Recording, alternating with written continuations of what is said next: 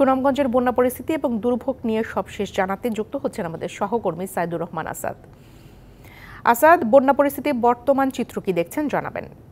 আপনি জানেন সুনামগঞ্জের যে মানুষ তারা গত এক মাসের ভেতর তিনবারের বন্যা পরিস্থিতির মুখোমুখি হতে হয়েছে। প্রথম দফা বন্যা 16 জুন থেকে শুরু হয় এবং দ্বিতীয় দফা বন্যা 30 জুন এবং এরপরেই হচ্ছে গেল 5-6 দিন ধরে যে ভারী বৃষ্টিপাত এবং উজানের ঢল, সে ঢলের কারণে তৃতীয় দফা বন্যার পরিস্থিতি তৈরি হয়।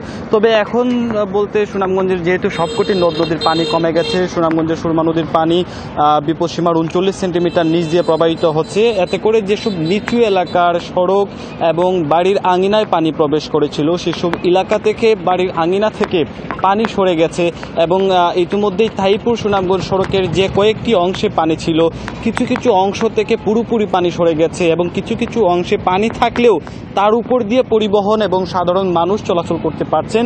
যে অস্থায়ী ফেরি নৌকা বসেছিল, সেই অস্থায়ী ফেরি নৌকা ব্যবহার করতে আর হচ্ছে না যারা যাত্রীরা আছেন।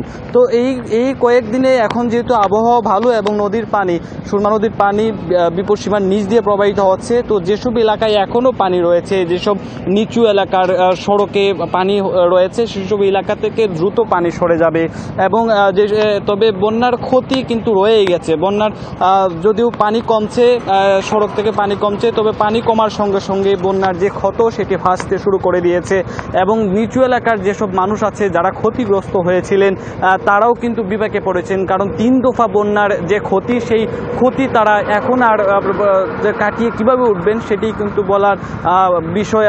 আসলে তারা বলছেন যে বিভিন্ন যারা ক্ষয়ক্ষতি হয়েছে, যাদের ঘরবাড়ি ক্ষতি হয়েছে, তাদেরকে সরকারিভাবে যদি কোনো সহযোগিতা করা হয় তাহলে তারা আবারও তাদের যে লড়াই, বেঁচে থাকার লড়াই, পুনরায় তারা যে সব কিছু ঠিক করতে পারবেন বলে জানিয়েছেন। তো প্রিয়াকুণ্ডে এখন পর্যন্ত বন্যা পরিস্থিতি সুনামগঞ্জে সেটি উন্নতি হচ্ছে, সব জায়গা থেকে পানি সরে গেছে, সুরমা নদীর পানি বিপদসীমার নিচ দিয়ে প্রবাহিত হচ্ছে।